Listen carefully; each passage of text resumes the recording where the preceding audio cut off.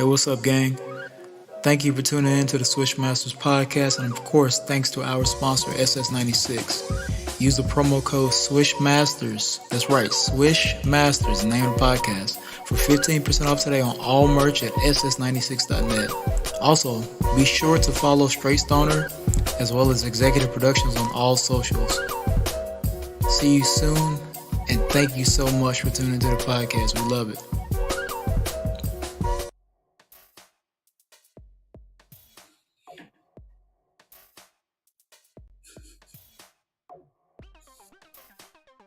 Cool. What up, everyone? Welcome into the Swish Masters Podcast, live on location, as they say on the Knuckleheads Podcast. Shout out to Q and D. But this is the Swish Masters Podcast. This is your boy Zay, the executive producer here.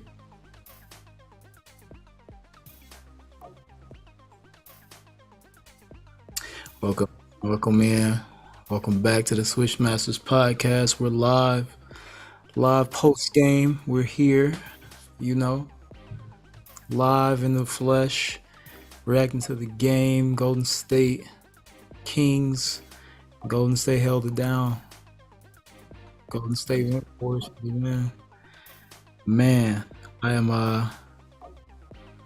I'm impressed by Game 6. Disappointed in what happened in Game 7 for the Kings, man. I picked the Warriors, and I knew it was gonna be a battle. But I did want to see the young Kings come up and make a splash into the playoffs. First time we've seen Sacramento in the playoffs in many, many years, but it was not meant to be, as they were defeated by the Steph Curry powered Warriors. Steph Curry with a monster performance to send them home, send them packing. Cancun is in the cards for the Kings, man. Unfortunate that they couldn't get the win, couldn't stick it out, but got to give them credit.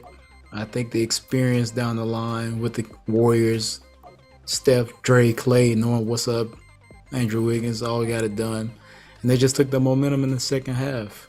The Warriors make those famous third quarter runs, and if you aren't on your toes, you're out of luck. So, shout out to the Kings, man, for a successful season, but unfortunate, man. Warriors move on. Yeah. Shout out to Steph. Crazy game. Yeah, crazy game. Thanks for holding down. Had technical difficulties on my end, but yeah, rough.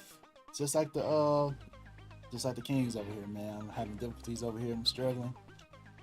Yeah. But you good, I actually predicted the Kings in 7. The Warriors showed me a lot. Just had that championship pedigree, man. It showed up today. I was very concerned about all their road losses in the regular season. It was a regular season for a reason. I did not like the production Jordan Poole was given. Even in this series, Jordan Poole still hasn't been Jordan Poole, really. My other concern was Andrew Wiggins. Wiggins showed up, man. Warriors fans did not have any doubts about Wiggins going forward. Like, he showed up. He balled out. So shout out to Wiggins. And of course, if I'm Steve Kerr, I give this dude the game ball, but Kevon Looney. This dude going ham on the boards, man. Crazy. Man gets paid. And not only that, the facilitation by Looney. Oh yeah. That was unexpected for me too. So yeah, that showed a lot. Steph Curry. Klay Thompson struggled, but that wasn't a mistake. Yeah. But, Looney had a busy day on the boards. Man. That is to any kids watching these games, I know Steph Curry having 50 points is awesome and crazy, an accomplishment within itself. But look at the guys like Kevin Looney, who just crashed the offensive glass. Like, he's obviously on the floor for a reason. He starts on the team for a reason, even if he isn't getting 20, 30, 40 points. The dude makes himself valuable by adding pressure to this other team by getting rebounds, keeping the ball alive, getting the extra passes step to Clay so they can get that three, that extra layup, that extra shot. So shout out to Looney for sure. sure. A stretch Looney had like 5-6 of these offensive rebounds in a row. I'm like, box out, bro. Like he tried, Sabonis tried, but the commentators point out, I think it was Jeff or it's probably Jeff. He's talking about he was trying to do like front, like you can't. It's hard to get a rebound like that, man. It's hard. Just and Sabonis is not the biggest dude on the planet. To me, I see Sabonis as like a true forward in the center. That's just me. Like, ideally, I would put Sabonis at the power forward position. So if you're the Kings, that's probably a position you want to look to upgrade in the off season for sure, because that showed you just getting out muscle. And even if you did get past like the Warriors, you'll still have to worry about this against the Lakers. Yeah. So it will show itself up at any point. So De'Aaron Fox, shout out to De'Aaron Fox playing with a broken finger. Still clutch, deserving the clutch player of the year. Just didn't fall, man. It's tough. There's a lot of good things for the Kings, though, man. That they still had a successful season, despite them being like the higher seed. I know they're second seed, but overall, if you're a Kings fan, you should be very happy because one, playoffs after so many years of a drought. So a lot of things to look forward to if you're a Kings fan. That arena was popping, bro. Like, it's crazy. So 100%. The culture is changing, man. The culture is changing. That's definitely a positive. Absolutely. Yeah, man. I believe that the Kings will be back. They're very young, and they just have some growing up to do. They have good pieces right now, and like you said, I agree. Probably should look into a more physical center to help Sabonis out. But this is the other thing I'm going to say about Sabonis. Being the second player or the other best player outside of De'Aaron Fox. Mm-hmm. As a big man, he needs to go watch Tim Duncan. You made the power forward comparison, and I think he needs to watch Tim Duncan. Something that Sabonis is a great player. I think he can be a great player if he just tweaks his game in a few ways. Obviously, they want him to. Other teams, opponents want him to shoot the ball. They don't want to give him the inside little jump hook or any type of layups. And obviously, he is a facilitator type player, type power forward, which is a good thing. But at the same time, you have to make your presence felt. Be able to, you have to take that mid-range shot, something that I think about with Bam. You have to, in the same boat, make yourself a threat at all times, especially like on a ISO play at the elbow, and you're just like holding the ball out, waiting for this other guy. You have to become part of the action, develop a short range to mid-range little push shot or floater or jump shot. And then two, the thing I was mentioning about Tim Duncan was that whenever I saw Tim Duncan play, he's a bigger power forward, but whenever he would get the ball, especially off of a rebound, if it's an offensive rebound, he's keeping the ball high because he's almost 7 feet tall, if not taller. Mm-hmm.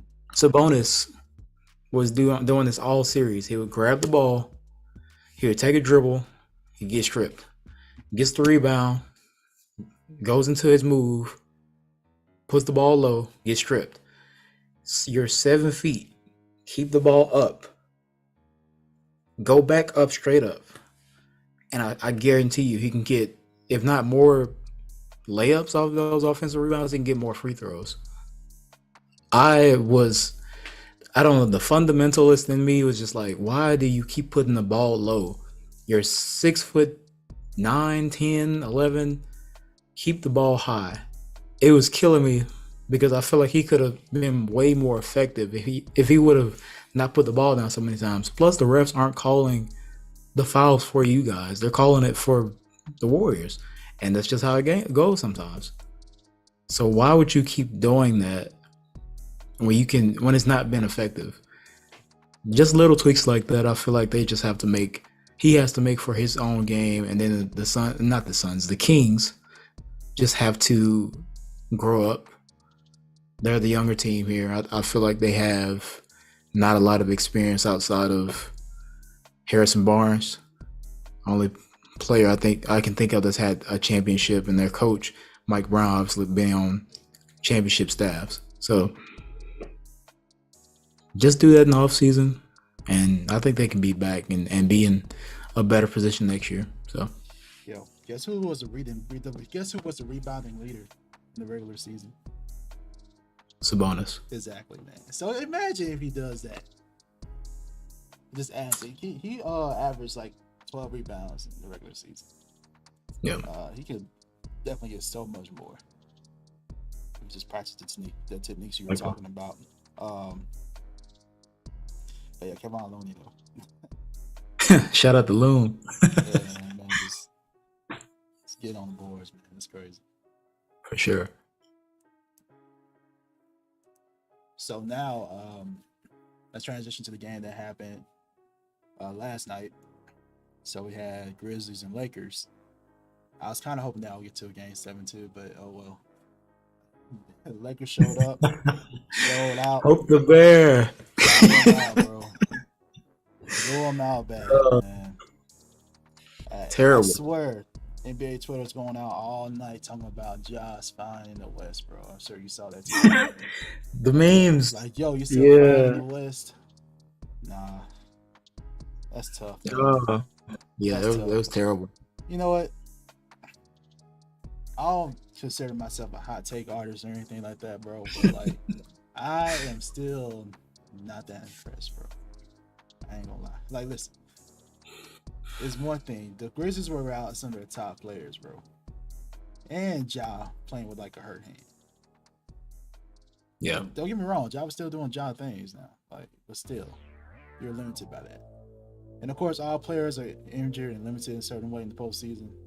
That's true, right? But you're without the interior defensive presence of Steven Adams, man, or Brandon Clark. That's big, especially with the Lakers team that likes to go inside, right? Absolutely. Especially the Lakers team that struggles on the outside sometimes. We still saw that in the series. Another big that can go at Anthony Davis. It's a tall task for like Jaren Jackson Jr. or even Xavier Tillman to go at Anthony Davis. And to be honest, those are the type of players Anthony Davis prefers to play against. As we know, Davis is not like playing a true center. Can you imagine the Grizzlies had a true center like Adams? How strong he is? Going against Davis? Could have been a serious changer, but honestly, they just shot themselves in the foot, bro, for Dylan Brooks. Talking too much. I'm waiting for you to get to that. Talking too much. And how you gonna do all this talking? Bear. Poke the bear. How you gonna do all this talking, bro, and not talk to us in the immediate post session? Like, every game you lose, bro, that is not leadership. That is not taking accountability. You got Ja attending the post pressure, but not you. And I could say you're the main one giving the Lakers bulletin board material. They don't need more ammunition to go after you. You know what I'm saying? No. Did you see what LeBron posted? Yeah, I saw what he posted, man. I don't care about that. I mean, it's hilarious. It's hilarious, man. Dylan Brooks did all that talking and made the comment about, I don't respect the guy till he gives me 40. To get beat by 40, such poetic justice here. I am not impressed with the Grizzlies. I feel like they were shorthanded, like you said. Steven Adams, Brandon Clark, those guys are difference makers in this series. I feel like they could have had a better shot at it if they have them. Ja, obviously, we saw him grimacing throughout the series with the hand injury.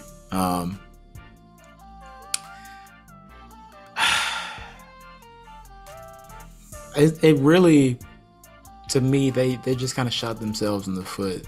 And honestly, when I look at them offensively,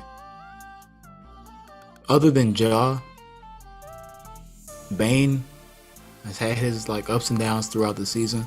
Kennard. Where's your offense gonna come from? Jaren Jackson's kind of spotty to me. Yes.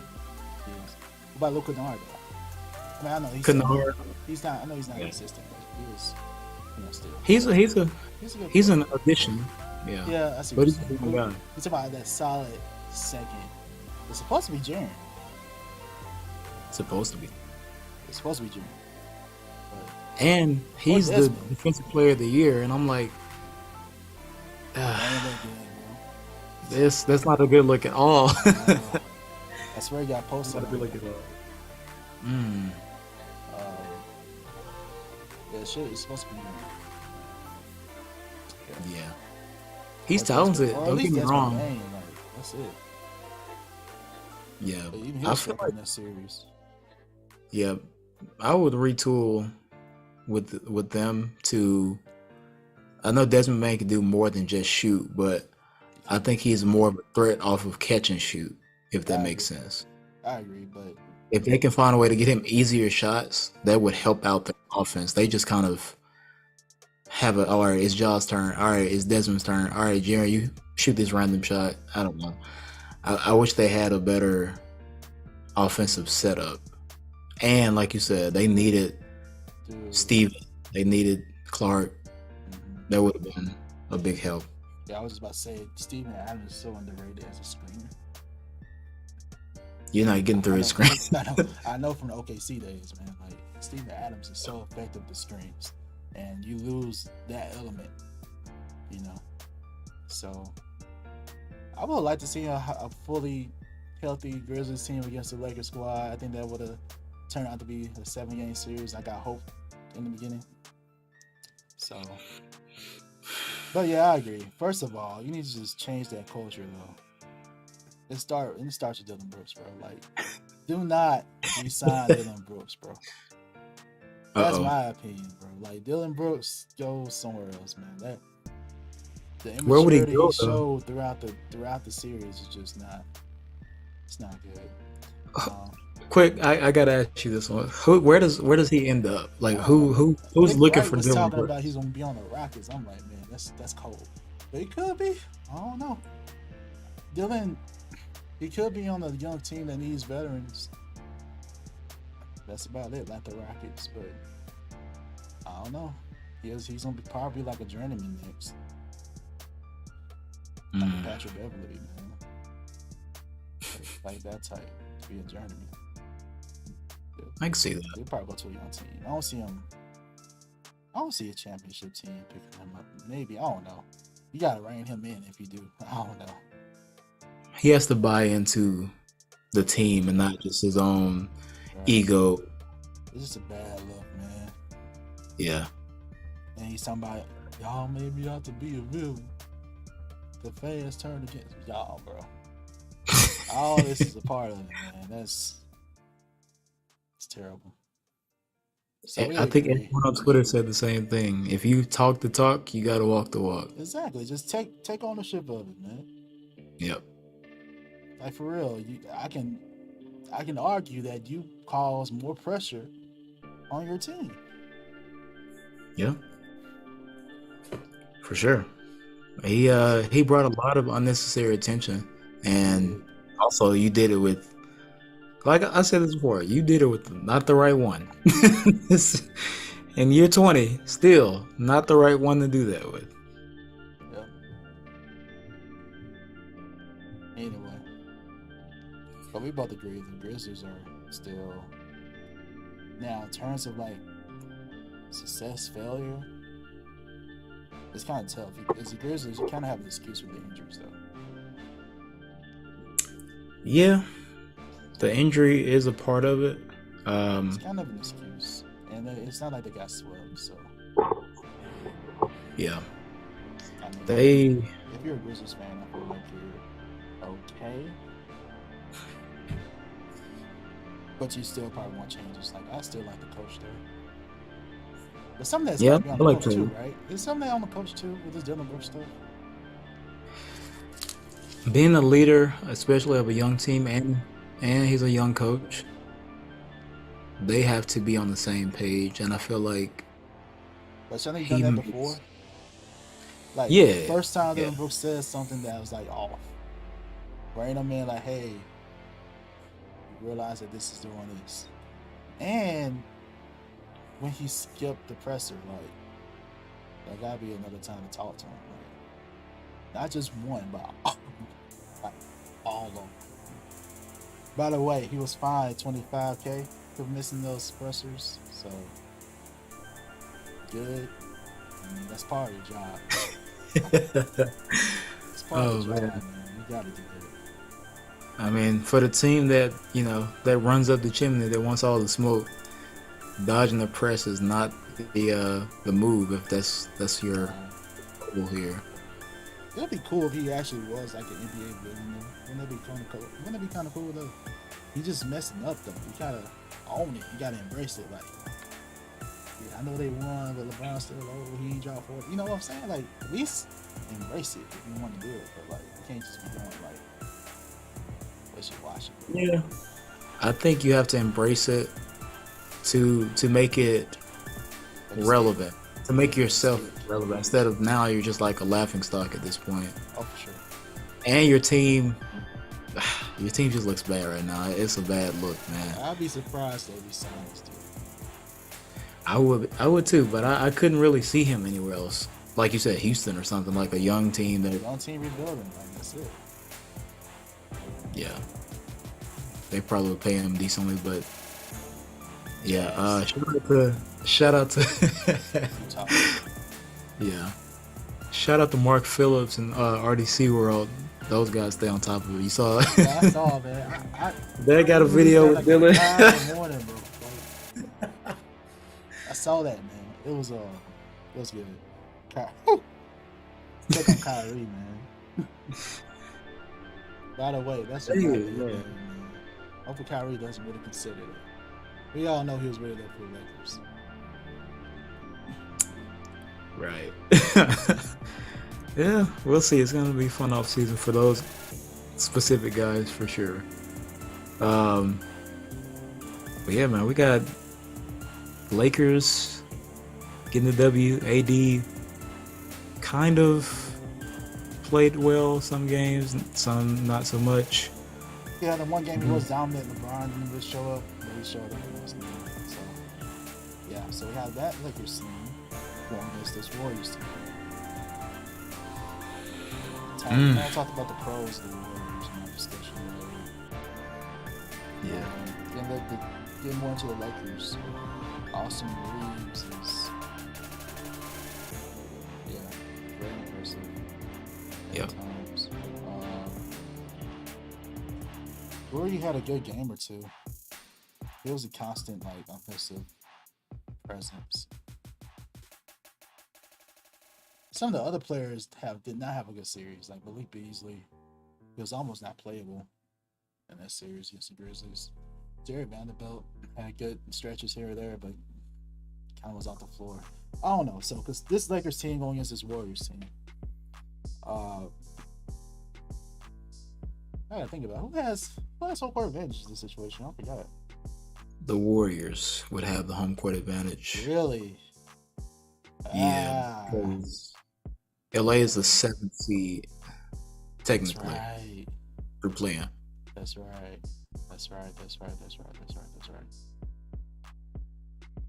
Well, I made my decision. Just that easy, huh? For me, it is. Yeah, you go ahead. Wait, give us your thoughts on the series. Yeah, I think we're on the same page. It's going to be interesting to see. Man, first of all, I have to say this before I even get into them. These Western Conference matchups, super tough in the first and second round. We're getting battles, but especially now. Warriors and Lakers, 7 games. You got to give us 7 games for this one. They got to go all out. Both teams. I would love to see how this plays out. But still, man, like I said with the Kings and Warriors, the Warriors still have that DNA, that championship pedigree, that experience. They've done it. They have a more cohesive unit, where the Lakers kind of just got to click a little bit right after they made some pretty decent trades for D'Angelo Russell and bringing in Vanderbilt, and Austin Reeves starting to like really blossom. But I don't think that's enough, especially if you're not going to get the consistent beast mode AD. If LeBron struggles and the other doesn't show up, they're going to be in trouble. So I have to give the Warriors the edge. Sorry, Lakers fans, but unless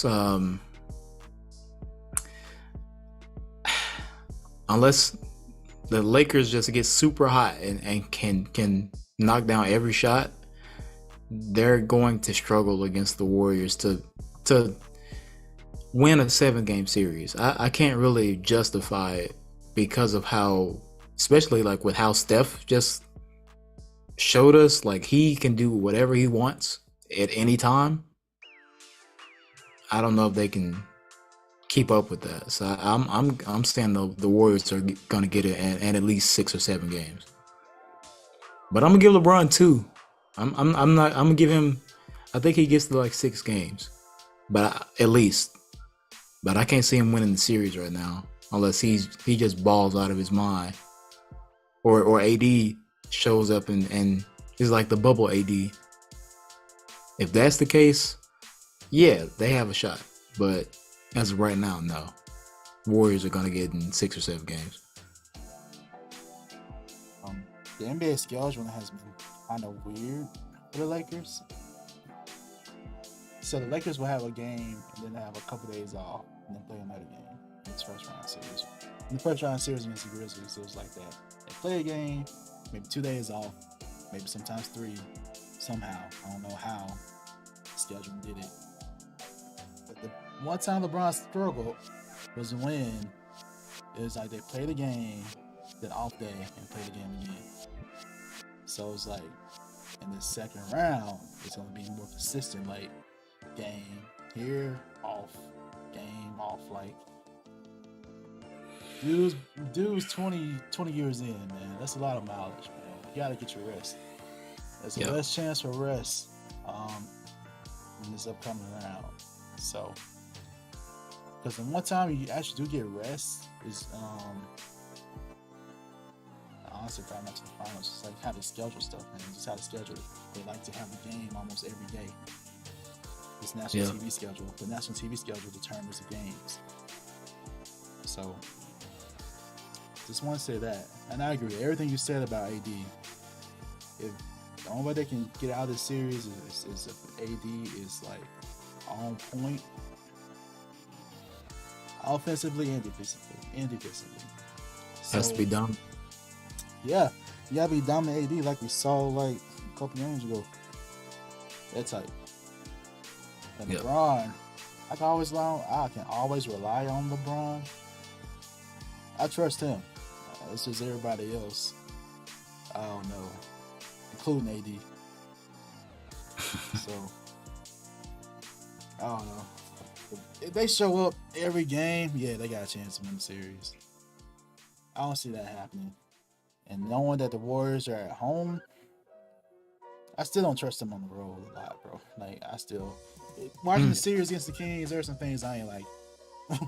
There's things I ain't like that the Warriors are doing, but Game 7, you kind of knew that the Warriors would get that, though, based on how they were playing and the experience that they had.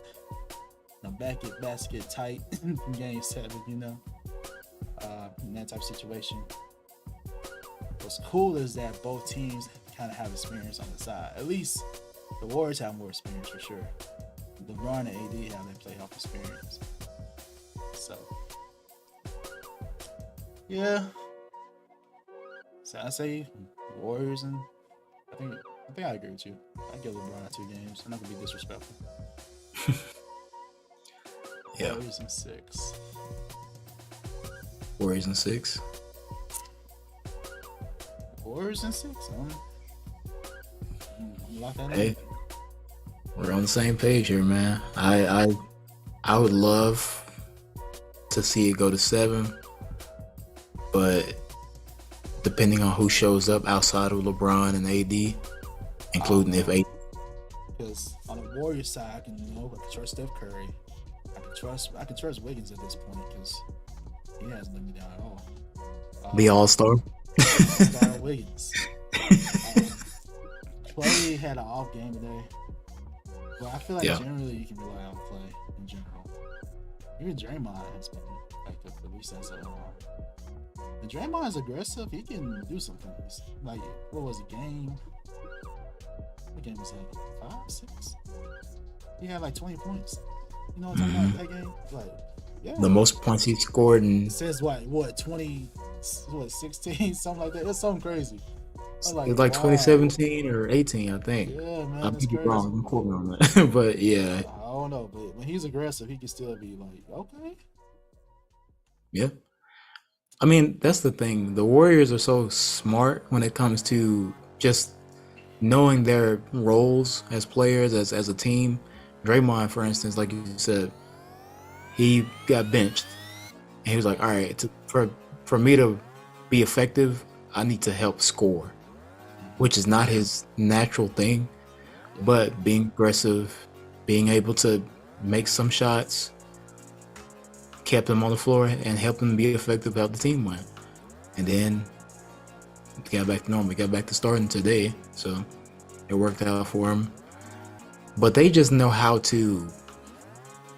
They can adapt any role. They're very adaptable as a team, which is what I feel like the Lakers is like. All right, LeBron's gonna do him, AD's gonna do him. Who's gonna do what? Whereas the Warriors know we can just. All right, Steph obviously can be Steph, but also he can be a decoy. And if this guy's got it going, we're gonna give to this guy. If Clay's making shots, we're gonna get Clay open. Like.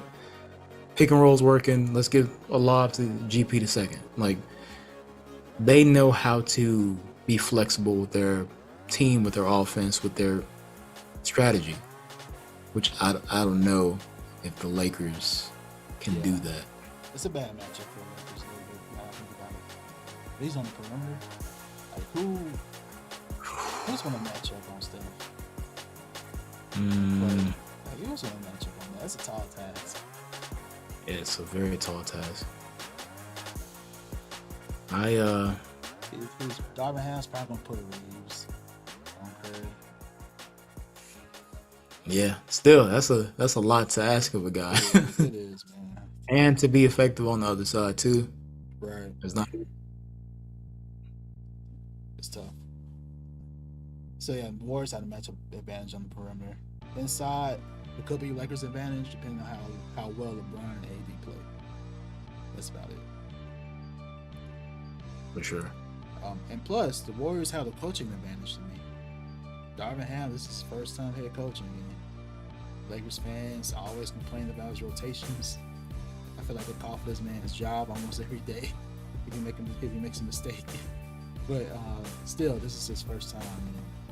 I trust Steve Kerr to make adjustments because I've seen it. I don't know about Darvin Ham yet. So. Yeah. I think Darvin, don't get me wrong, I think he's a pretty good coach. But like you said, Steve Kerr, this Warriors team, the chemistry that they have, the understanding, the ability to make adjustments on the fly, he's done it. He's proven it. This is a proven, experienced team. So, being in LA, especially being a Lakers team member, staff member, coach, there's a lot of pressure. Obviously, being in the Showtime. So, yeah, he's. Like, get on it, bro. You missed the spot, bro. Get up. Get out of here. It's a lot of pressure playing for the Lakers. LeBron likes purple Gatorade. He does not like the lemon lime. Grape only. Yeah, we lost because of you. Yeah, it's a lot. It's Yeah. much. We'll see. We need to also react to the series that happened in the East between the Celtics and the Hawks. It lasted a little longer than we both expected, though, I think. Definitely. You have any worries about the Celtics based on that series and how it went? Because the Celtics did kind of collapse. And what, game 5 it was? I did not like how they collapsed right there. Marcus Smart made some bad plays in game 5. Game 6 kind of redeemed themselves, but still, I did not like that from a team that is supposed to be heavily favored and clearly the better team. And For sure. DeJounte Murray was out in game 5 and you still lose? I don't like that. That's not a good sign to me. Maybe they just, sometimes players do have games where it's like you take it for granted and then they just punch you in the mouth and it's hard to get back there. But the thing is, they may cause some mistakes at the end of the game. It's not like they got blown out. Because you get blown out, okay, cool, they blown out, we weren't ready, cool. But it's different when it's like end of the game. You're supposed to be the more experienced team right now. At least in playoff experience. Yeah. I was concerned about that. Yeah. For me, the Celtics Hawks series was the one I was the least interested in. Mm-hmm. So because I was like, all right, these guys, they should wrap this up in no more than 5 games. And they went to 6. And I'm like, and they lost at home. Exactly. Game 5 was in Boston. Good point. To me, something like got unraveled kind of like later in the season because they were on this like tear for the first half and then Tatum started struggling. Brown got hurt. Yep. Marcus Smart also in and out. But this series, I don't know what they're. Just don't get me wrong. I don't know what the deal is. Sweep, man. Yeah, this should have been a sweep. Yeah. To be honest. If not 4-0, at least 5-1, gentlemen's sweep. It shouldn't have lasted that long. I don't think they like have a idea of like their structure. To me, when I was watching the games I did watch of that series, they just seem to. All right, it's Jaylen Brown's turn. It's Jason Tatum's turn. All right, it's Jaylen Brown's turn. All right, Marcus shoot this shot. The most consistent player was Derek White off the bench. I mean, obviously, and Brogdon was good too. But that for a while though. Yeah, but that's true. But it's like I expect that I want this like type of production from my star players, and I'm feeling like they don't really have a. When I look at them play, I just see like a lot of ISO, kind of kick it around the perimeter. Yeah, I don't like. That's why I thought Malcolm Brogdon would be there for. Like, I know he's not like a savant of the passer. I know I'm not calling him CP3, but still, he's a point guard that's capable. I think he's capable. Like, because one of the main issues last season, we talked about this. Tatum was trying to be the playmaker and had all those turnovers because they didn't have a true point guard. Now you have one because Marcus Smart can play the point, but he's not a point guard. Combo Derek guard. White, same thing. But Malcolm Brogdon, yeah, that's a capable point team. But it's not going to work if you don't have actual sets and plays to run. Yeah. Pin down screen here, your turn. ISO your turn on the wing. ISO your turn in the post. I don't know. I feel like a lot of this too is maybe just changing the coach so quick. But at the same time, you had a whole offseason to get this done and implement a system. So I don't think it's. I don't put this on Joe Mazzulla. I think he's done a great job actually. I Certain think that circumstances, yes, he has. yeah, for sure. I think that they just don't have a leader on the court. Obviously, you have your veteran Al Horford. Tatum is like the scoring leader. Jaylen Brown can also be the scoring leader depending on the night. Yeah. But who's like rallying them together as players? Is Smart doing that? He probably like has some fire, but I don't think he's just like the guy that everyone's like, all right, we're gonna follow your lead. I don't feel like they have that, and that's why I don't have a lot of confidence in them. The only thing, at least for their upcoming series against the Sixers, that they have going right now is that Joel Embiid is gonna probably miss the first game. Yeah. That helps them out a lot. But I think that they're gonna have a hard time because I think they fail to close out games because like we said, they have this, all right, you take turns, I'll take my turn. You take this shot, I'll take my shot. They need to have a flow of offense. They just kind of like have offense. They're like, all right, whoever wants it gets it type thing. And maybe I'm wrong. Like I said, I was not very interested in the series, but the games I saw, that's what I like took from it. I don't know. I don't get that. Defensive mistakes was an issue for me too. Like late game mistakes, that's what I was really confused by. But setting aside the Celtics for a second, getting to the Hawks. They made it through the play-in. You had a new coach, Quinn Snyder. All these rumors about Trae Young. As the Hawks, if you're a Hawks fan, I don't know what you think right now. Because they can go two ways. I'm trying to remember. Who traded up for who? Was it Dallas? Dallas traded up, right? In that draft. For Trae Young? Yeah. Who? I forget who did what. Anyway. I want to say that in a second, though. We got to revisit that because both teams are kind of in the air a little bit now. Dallas and Atlanta. So we got to revisit that one day. Anyway, I don't know, bro. It's tough because John Collins wanted out there, but he's stuck and he's still there. Trae is getting a reputation, whether it's fair or not, that he's like a coach, killer type person. Similar to James Harden, had that reputation early on in his career too with the Rockets, with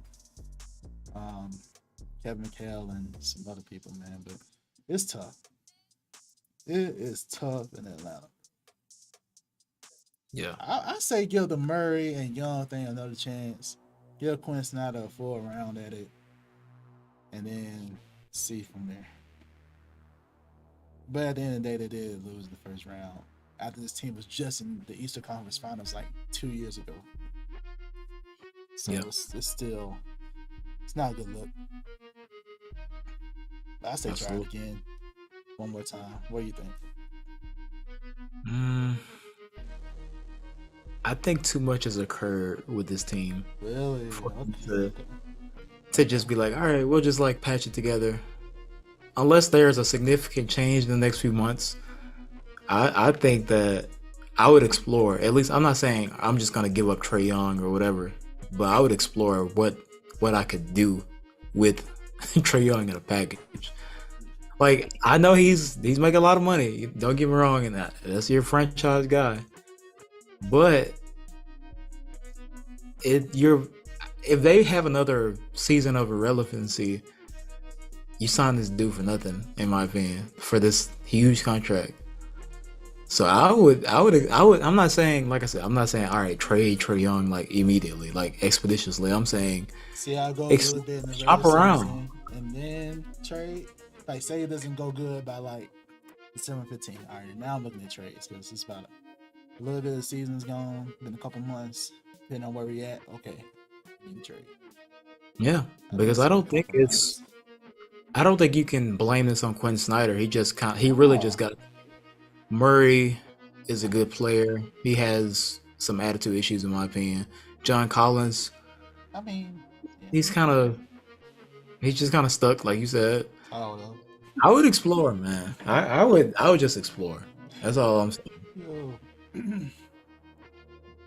Mid-season, hey, if it's not working out, yeah, if we can get something good for that value, yeah, go for it. But they,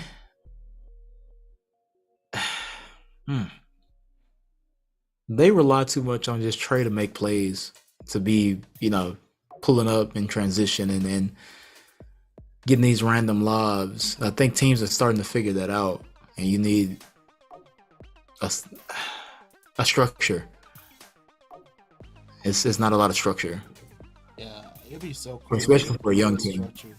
Wouldn't it be cool to implement structure similar to like the Warriors? Honestly, that's kind of what they need, because they have the same. Not saying he's Steph Curry, I'm not saying that, but he's a Steph Curry type of player.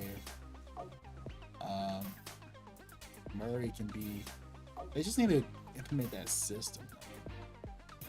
Like, try to get Trey open off. Like, the Warriors have so many different motion schemes, man. Let's implement some of that. Instead of Trey just ISO and trying to do his best to get open, driving and picking. You know what I'm saying? Like, that's mostly what they do. But Quinn Snyder, I'm not sure. He's coming from the Coach Pop tree. I don't know. I'm sure he can. I think he's a smart coach. So, yeah, I think Snyder is capable of turning the team into a very structured, flowing offense. Yeah, scheme that fits the players that you have. Yeah, I agree with you. Like, Trey Young needs to be in positions where he's not having to create the offense for himself every time on the floor. He's the initiator every time, and I get it. He's the point guard. He's also very small, and he does well in it. But teams are picking up on that. If you double him, it makes it harder for him to, like I said, make easier plays and to get those shots and set other guys up. You're asking a lot out of one dude at that one position who's also bringing the ball up every time. Murray also can handle the ball. He's also been a point guard, so that's a benefit. But at the same time, you can't just play iso ball with those two guys either. So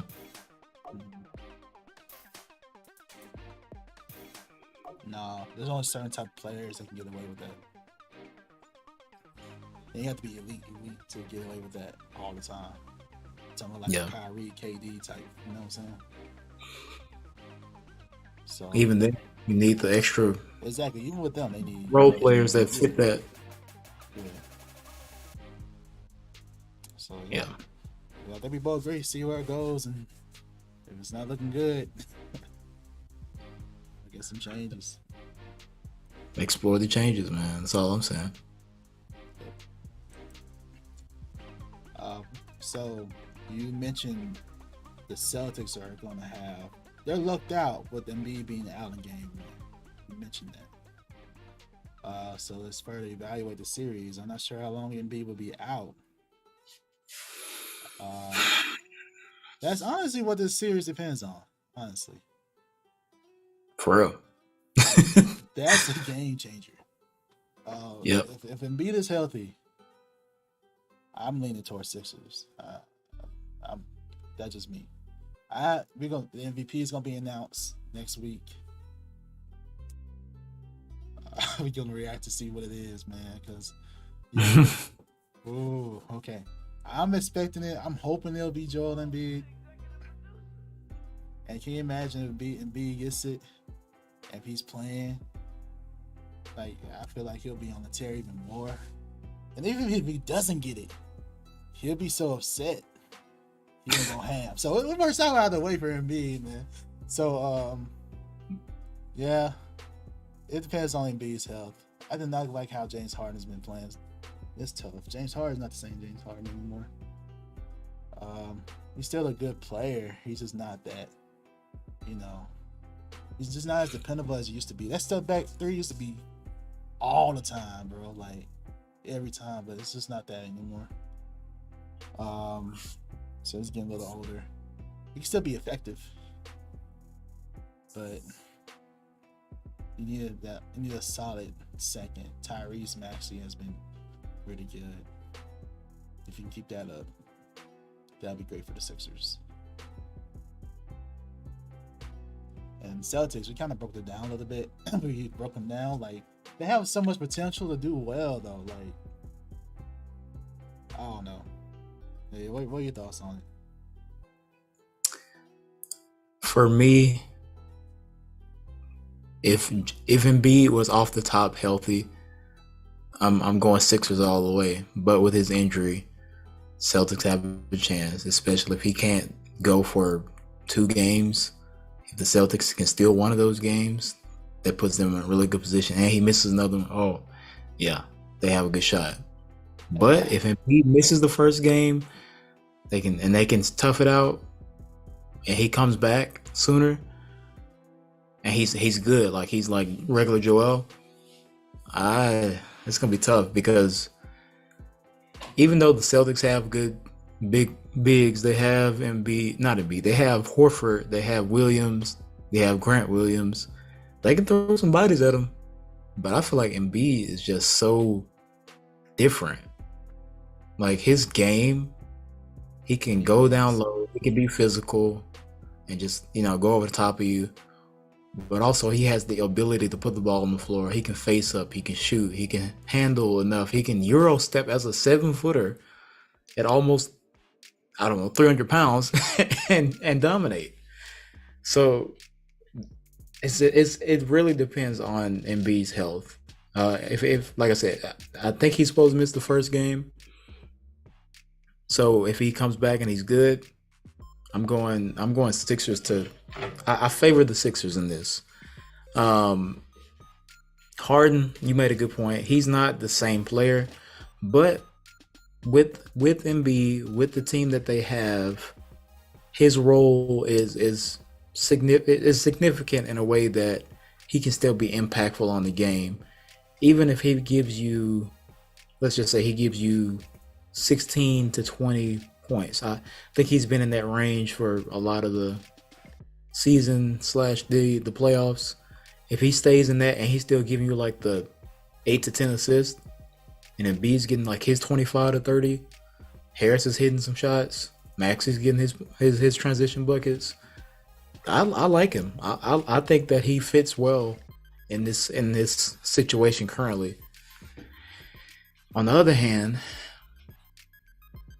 if Tatum goes back to being the MVP type player that he was, I don't really know if anybody can guard him.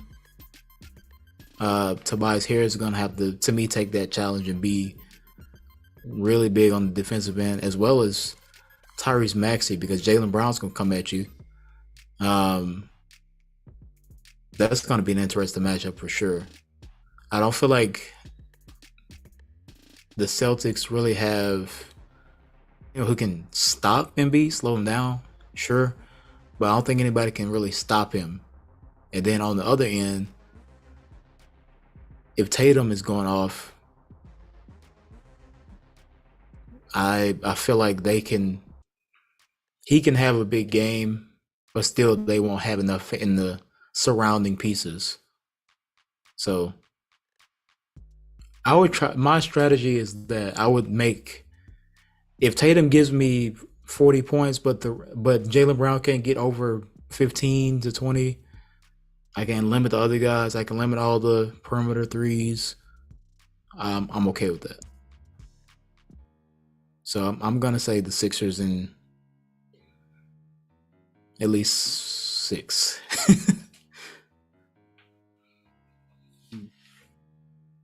Yeah. Depending on Joel Embiid's health, I would lean towards the Sixers. Yeah, I would say 6 as well. Yeah.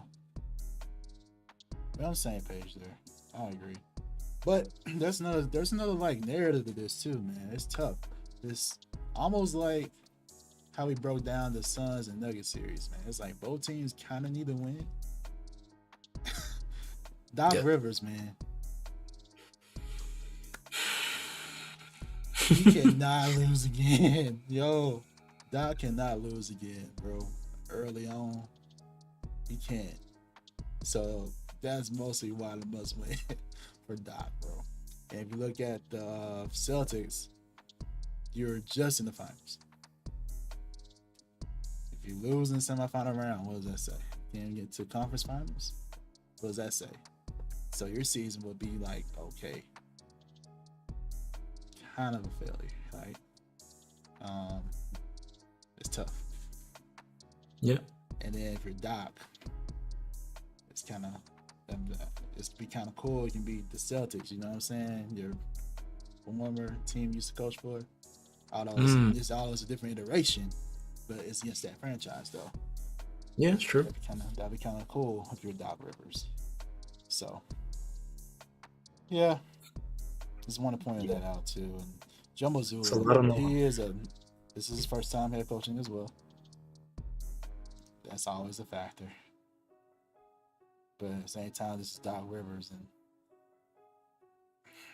he's lost some questionable series somehow. So, anyway, maybe that won't be as big of a factor, you know? Maybe it won't be. He hadn't been to the finals since 2010. Ooh. So, either it's been... Honestly, I don't think he's been to a conference final since 2010. No. Maybe. No, he didn't, because the Clippers lost against the Mavs. So, yep. What was that year that the Clippers went to the conference finals for the first time? Was that with him or with Ty Lue? I can't remember. I'm sure it was with him. I don't think Ty Lue. Ty Lue hasn't had a chance with the Clippers. Wait. That was Ty Lue. You're right. They had PG, right? And they lost. Yeah. PG ended up with COVID in the last game, so he couldn't play, and they lost. Yeah, it was PG. Yeah, that's Ty Lue. Yeah, so Doc hasn't been to a conference final since 2010 with the Celtics. That's bad. Yeah, that's yeah. If that's true, we gotta do our research and see. But man, if that's true, that's tough. I don't know if you can still have a job at this point. Honestly, man, it's a whole different NBA now.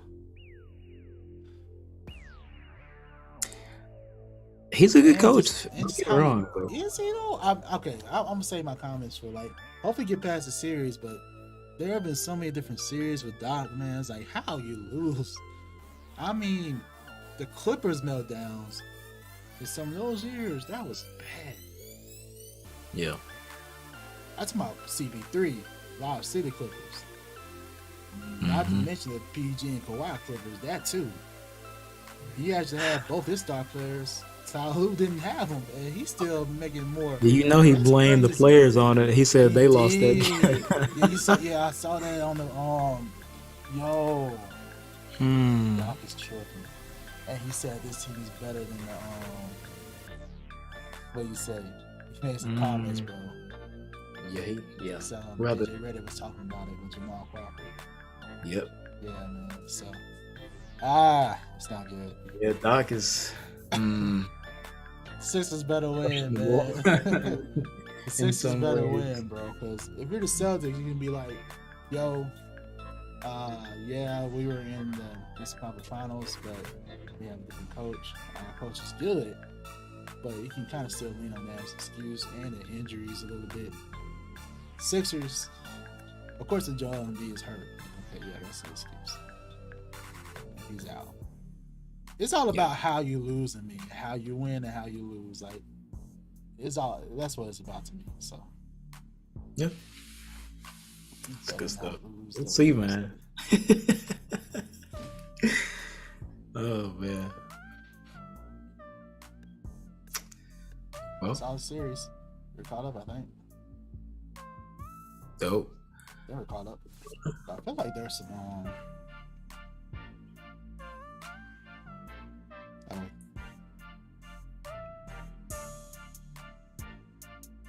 What happened? Yeah, Katie. KD shout out Oh. Steph after Game 7. That's dope. Oh, Just did that's what's score up. 50. Oh, yeah, it was Steph like time. Him and Steph only people to get a 50-point game in Game 7 Yeah. for the Warriors. Steph, yeah, I like the game. Steph is slick a troll. He is, bro. Like, people don't understand it. He is. But I respect him because he just does it when he gets going and he wins the game. I feel like other guys, Dylan Brooks, just talk and lose, and then you know how that goes. So let's get into the NBA news real quick, in the broadcast. One, this focuses on the Rockets, man. For the Rockets, the Rockets may be willing to deal the young star Jalen Green to accelerate their return to the playoff contention. Because remember, they hired Ime Udoka. Udoka's not the type of coach to just sit there and rebuild, so that makes sense. They may be willing to trade their young talent for some stars right now. And the stars they're looking at are James Harden, Jaylen Brown, and Chris Middleton. So, the Rockets are looking at these guys. Yeah, that's some stars they want there at the Rockets. Harden's not going. But that was reported early on though about James Harden. He said he was open to it. Really, so that validates it. Before I was like, no, that can't be true because they're young. Why would you want this player with this? You know what I'm saying? But this hire, it kind of makes sense. So he could be going back there because they want to get back into playoff contention. But if you're the Rockets, it's weird because you got so many picks. But at the same time, they're not your picks, though. It's like, I don't know. It's weird. Because on one hand, no matter what they do, the picks they got from bad teams will be bad teams, and they'll still get a high seed. They get a high lottery pick, no matter how they perform. Yeah. Because I ain't gonna lie, OKC, we still got a lot of their picks. Like, we got some of them. So, yeah, it's weird. So you might as well try to continue still. Yeah, I'm sure that they would like to be competitive and make a push, but I know they also, I think when I read the report about Udoka being hired for Houston, was that he was intrigued by the idea of them potentially getting Victor Wembanyama. Good point. And get him, it's over. I don't necessarily think I'm not saying it's over. But I think everyone's telling this dude as like the next, he, dude, 2K, bro. This dude's about to be a 99 overall. From all the jump, Hall of Fame badges. Oh my god, Dude. Bro! I feel like the NBA has been pushing Wembanyama so hard. Like I literally have the app. I'll see, Victor Wembanyama's playing in France today. Tune in for free. Exactly. Like I've seen so many of those like games randomly come up. I've seen like so many interviews with him coming up and notifications about him. I'm like, bro, okay, they're really looking forward to him. I'm like, wow. He's like, to me, he's got so much popularity that it like reminds me when LeBron was about to come out. I feel like he's got that level of superstar that people are looking at. Didn't Zion have that? Don't people compare Zion to LeBron for a second? Yeah, they did. So is it higher than that or is it about the same? I feel like it's higher than that. I feel like it's higher than Zion right now. I think the combination of 7 foot, however tall he is, with the skill set, bro. Dribble the ball, handle the rock like that, shoot the ball like that. This man shot a 3, grabbed his own rebound, bro. When does that happen? He's playing against third graders. Comparing, he's like, yo, if he develops some size and muscle, bro, it's over. He's gonna. The potential is so high. That's why it's so exciting with this dude. Yeah, Like monster. Like, for I hope sure. I hope it translates well though. Hopefully, don't put too much pressure on the young man. But yeah. Anyway, but good point. That's definitely a reason to be excited. Your email double. They want to, but it makes sense. He's not the type of player, not player, but coach to just sit and rebuild a team. Yeah, I definitely think they'll make some moves though, and they should. Yeah, I like the move for Jaylen Brown though. That should be pretty good. That's I like Jaylen Brown. Yeah, As one of the centerpieces. He can't be the only piece though. He got to be somebody else. And they got some good young talent though. You don't have to get rid of all of them. Like keep some of them. Like just trade them when they give you the most value in return, probably. You know, like Jalen Green is honestly that one to give you the most value in return. Like they got Kevin Porter Jr., Jabari Smith, Akron Sengun. Like he's turned out to be a really good center. yeah, for sure. They got some good young pieces. So yeah, we'll see. I would this Jaylen Brown saga in Boston, I feel like maybe turning bad because of. I feel like every other we've been hearing rumors. A trade rumor, right? Yeah, it's crazy. I feel like he's kind of. I think what was it that I saw? Like if he makes All NBA, he gets like a contract bonus or something. Or it's like that for all the players. Yeah, it's like you get All NBA, MVP, or I think All Star. Yeah, it was something with his incentive like, that was. All NBA's like bump stuff.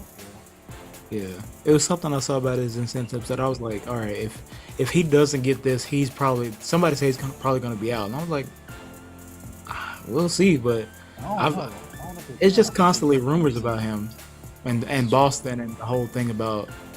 I don't know. I think he feels disrespected by Boston or something like that.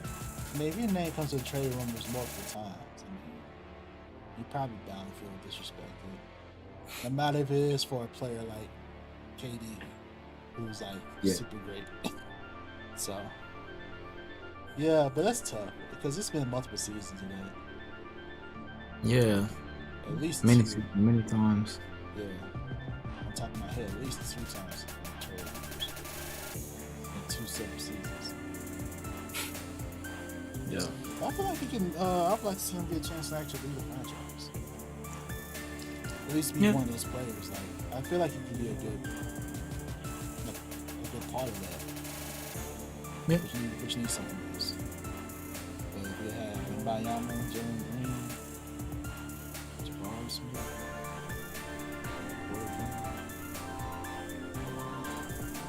not bad.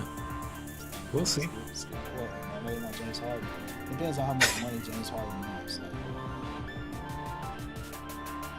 To me, it depends on what version of James Harden are you getting. I mean, you're not gonna get the Houston James Harden.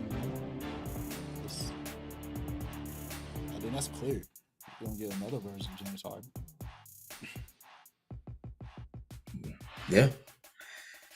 Not exactly the same, but we'll see. A reunion may be in order. Who knows? But as far as NBA news, that's about everything. We check out our other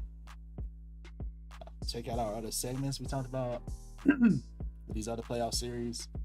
Make sure to check that out. And by the way, we really appreciate y'all for the views and everything. For real. Y'all are watching. For real, we appreciate it. Feel free to subscribe while you watch too, man. A lot of these people are new. That's watching us, bro, but they not subscribing though, bro. Go ahead and subscribe. It's all good. Oh yeah. Like, share, subscribe, follow, retweet, do it all. We appreciate it, man. Shout out to Q for doing so much hard work putting out these videos. Shout out to you guys for following, for watching, for viewing, for commenting. We see it. We appreciate it. We feel love, and we look forward to just talking hoops with y'all, man. It's fun. So yeah, Follow the Swish Masters Podcast on all platforms. Subscribe to the YouTube channel, man. Shout out to y'all. Shout out to Q. Appreciate it, man. I appreciate y'all. Stay tuned. Look forward to the next one. Oh, yeah. Enjoy the playoffs. Enjoy the playoffs.